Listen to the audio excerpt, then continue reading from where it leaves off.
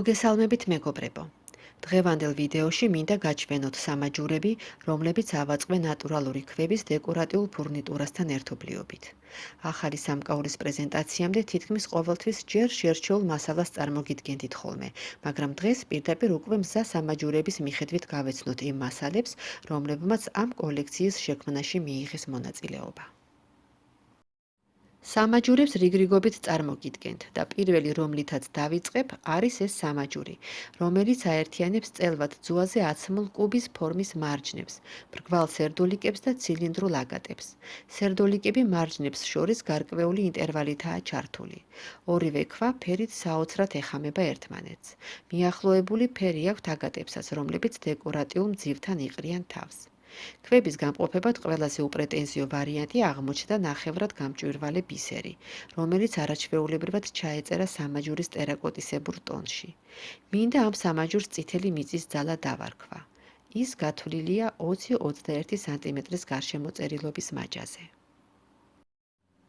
ეს მეორე სამაჯური კი მოითხოვს სახელად დღე და ღამე ერქვას. აქ დღეს ვარდისფერი კვარცები წარმოადგენენ, ღამეს კი ლურჯი ავანტიურინები. კონტრასტული ტონების შეხამების გამო ვფიქრობ სამაჯური არაორდინალური გამოვიდა. დეკორატიული ფურნიტურა დამატებით მშვენებას ძენს მთელს კომპოზიციას, მიუხედავად იმისა, რომ მისი რაოდენობა მინიმალურია. მოიცავს მხოლოდ მეტალის ბურთულაკებს ქვების ერთმანეთისგან გამოსაყოფად და ცენტრალურ ელემენტს აწყობილს მძივის ქუდებისა და მოციმციმე ბრტყელი მძივისგან. სამაჯური ნაზი და ელეგანტურია, ერგება 18 სანტიმეტრის გარშემოწერილობის მაჯას. შემდეგ მესამე სამაჯურში მარტოოდან ავანტიურინები ბატონობენ. ბორბლის ფორმის შუშებით მოჭედილი მძივები კი როგორც დამხმარე გამყოფი ელემენტები, მხოლოდ ხელს უწყობენ ქვების სილამაზის წარმოჩენას. მათი ციმციმი ავანტიურინების მოციმციმე ზედაპირს ეხამება და ეს ორნი მშვენიერ დუეტს წარმოადგენენ. რადგანაც სამაჯური ჩემში ვარსკვლავებიანი ღამის ასოციაციას იწვევს, ვფიქრობ უადგილო არ იქნებოდა მისთვის მაგალითად ღამის დედოფალი დამერქვა. სხვადასხვა შეფერილობის აგატებისგან შეიკრა ეს მეოთხე სამაჯური. აქ ვხედავთ თითქმის ჭაობისფერ მწვანე დაწახნაგებულ მსხვილ აგატებს და მათ შორის მოხვედრილ ბალახისფერ აგატს, რომელსაც როგორც განსხვავებულს აქცენტი საკუთარ თავზე გადმოაქვს. ეს სიმწვანე კი გაზავებულია რძისფერ ყავისფერი მარმარილოსებრი შეფერილობის აგატებით.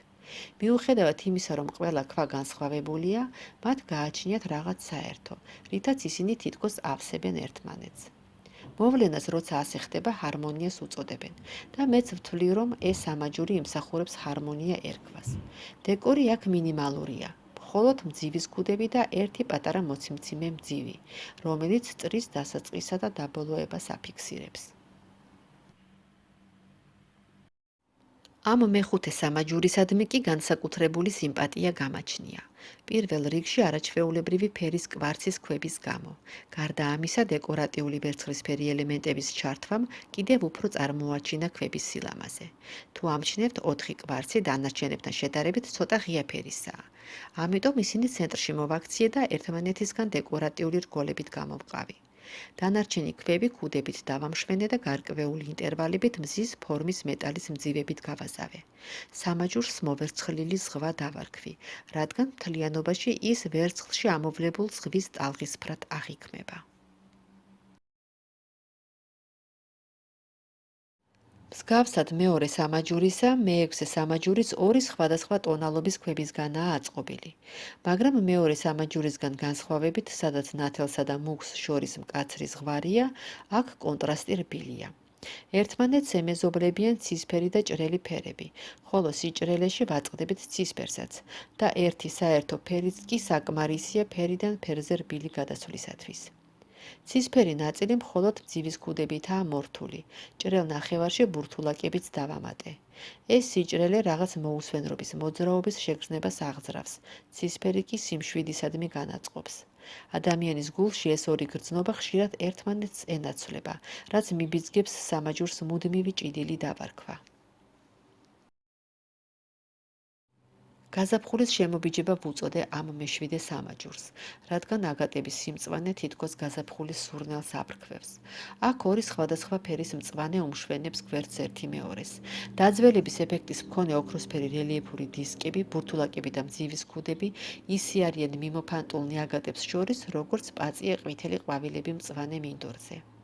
აგატებს ორი ღია მწვანე რონდელის მძივიც გამოერიათ, რომლებიც კომპოზიციის ცენტრის პირისპირ განლაგდნენ.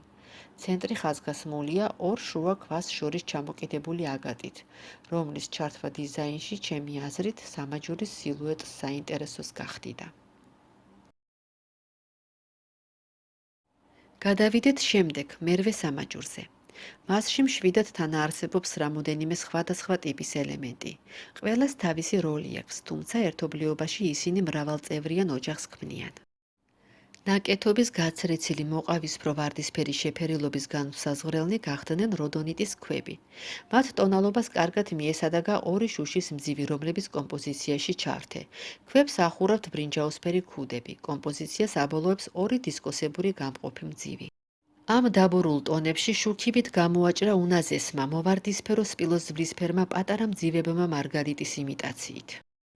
როდონიტი მინერალია, მისი სახელწოდება ფერმა განაპირობა.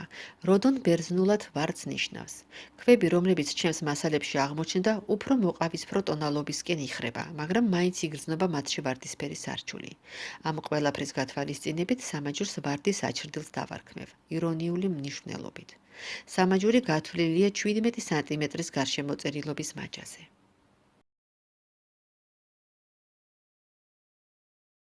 ეხლა ვნახოთ, რით მოიწონებს თავს ჩვენს წინაშე მეცხრე სამაჯური. რით და ზაფხულის სიჭრელით და სიხალისით, რომელიც ამ მართკუთხა ქვებზე ამოხატულა. ეს მხიარული სამაჯური საზაფხულო ტანისამოსის არაჩვეულებრივი დამატება იქნება. მძივის ქუდებით შემკული ამეთვისტოს დაწახნაგებული ქვები ძალიან ლამაზად ჩაეწერა მართკუთხა ქვების ფერთა გამაში. სიმართლე გითხრათ, არ მახსოვს სახელი ამ ჭრელი ქვისა, რომელსაც კომპოზიციაში წამყვანი ადგილი უჭირავს, რადგან დიდი ხნის წინ შევიძინე და ვნანობ, რომ მაშინვე არ მივაწერე სახელი, მაგრამ თუნდაც უსახელო, ის ძალიან კარგ განწყობაზე მაყენებს, როცა ვუყურებ. ამ ქვების გარკვეული რაოდენობა კიდევ მაქვს დარჩენილი და იქნებ ყელსაბამით სავაწყო წარმოდგენილი სამაჯურის კომპანიონად. სამაჯურის სიხალიზე საორმაგებს მასზე ჩამოკონწიარებული ამეთვისტოს ქვა და ხელის ფორმის მეტალის საკიდი. სიხარული, ასე დავარქმევ ამ ნაკეთობას. ფიქრები ქვიშიანი სანაპიროსკენ მიმაქანებენ, როცა ამ მეათე სამაჯურს ვუმზერ, რომელსაც ზღვის სეზონი ჰქვია. მივხვდით ალბათ, რომ ეს სახელი კონწიალა ზღვის ვარსკვლავების გამო შევარქვი. ვარსკვლავებს გვერდს უმშვენებენ მსგავსი ფერის რონდელის ტიპის შუშის მძივები. ეს ორივე ელემენტი ჩამოვკიდე რძისფერი აგატების ასხმაზე. თეთრი და ლურჯი ალბათ უმრავლეს ადამიანში ზღვის ასოციაციას იწვევს. აგატებს შორის გამყოფებად პატარა დეკორატიული რგოლები გამოვიყენე. სამაჯური მსუბუქი და ნაზია, ძალიან მოუხდება მოზარდ და ახალგაზრდა გოგონებს, თუმცა შესაძლოა არც საშუალო ასაკის ქალბატონებმა თქვან მასზე უარი. გემოვნება სხვადასხვანაირია. დადგა დრო გავეცნოთ მე-11 სამაჯურს. მისი კონსტრუქცია ძალიან მოძრავი და მოქნილია იმის გამო, რომ ქვები ერთმანეთს რგოლებით უკავშირდებიან. რგოლები ასევე მოსახერხებელია პატარა რონდელების ჩამოსაკიდათაც. ძალიან მიმზიდველი ფერი აქვთ ამ დაპრესილი მარჯნის ქვებს.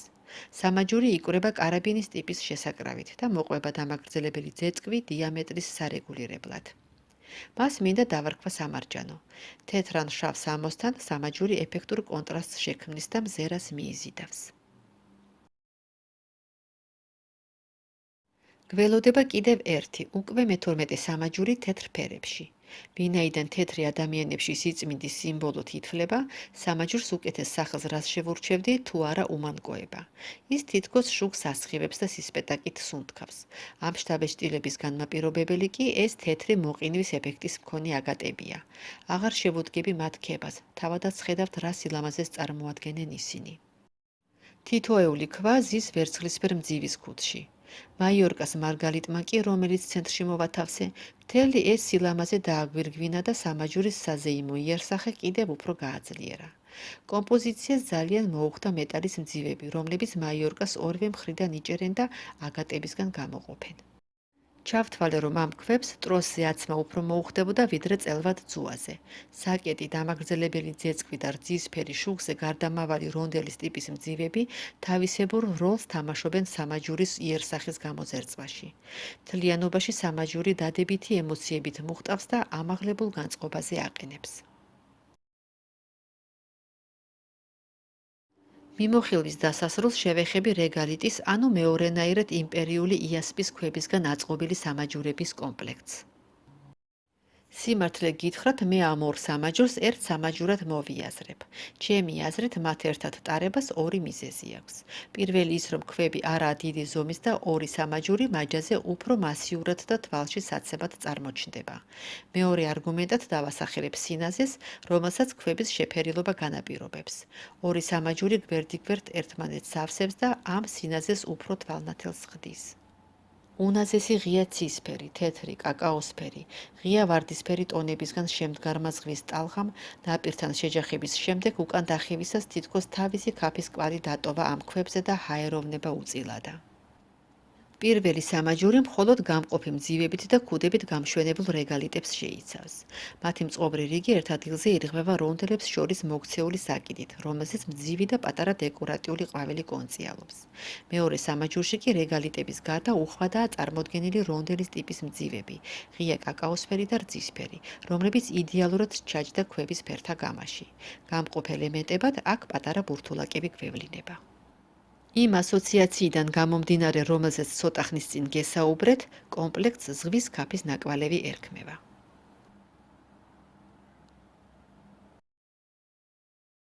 მაშ ასე მეგობრებო, დასასრულს მიუახლოვდა ამ არც თუ ისე მცირე კოლექციის მიმოხილვა ჩემს მიერ ბოლო პერიოდში შექმნილი სამაჯურებისა, რომელთაგან ზოგმა უკვე ჰპოვა თავისი მესაკუთრე. ნაწილი კი ელოდება ახალ ადგილზე გადასახლებას და რომელიმე მომხიბლავი ქალბატონის კიდევ უფრო დამშვენებას. იმისთვის, რომ სხვა ჩემი ხელნაკეთი სამკაულები დაათვალიეროთ, გადადით პლეილისტის ბმულზე ამ ვიდეოს ქვეშ აღწერილობაში. გამოიწერეთ არხი და დააჭირეთ ზარის ღილაკს, რომ მიიღოთ შეტყობინებები ახალი ვიდეოს გამოსვლის შესახებ. იმედი მაქვს არგენტომებად გამოტოვოთ იმ ხორჩესხმული იდეების ხილვა, რომლებიც მომავალში გელოდებათ. შემდეგ მიმოხილვამდე დაგემშვიდობებით მეგობრებო. გისურვებთ ბედნიერ დღეს.